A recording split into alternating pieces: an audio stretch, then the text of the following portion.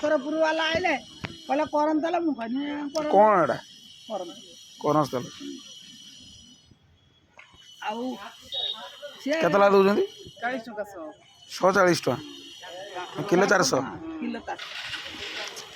आउ कोडू आस डाकिरा कटाइछन ए जो राजबरमपुर नीलगिरी राज बरहमपुर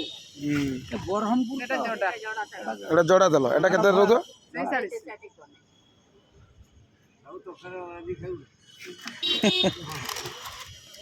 ये से डाक आइला हम कहले कोन कहले रख दे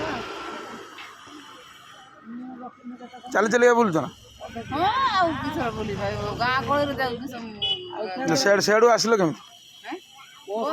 बस हटाई ना हां डाइनर आसी बोले डाइना बरहमपुर आइबो डायरेक्ट अच्छा पुणी बुली बुलाई गला फोन डाइनर पळेबे पळे बिजू काई के डाइना पळेबे न नै ये बस रो पळेबे बस भरो टकर रो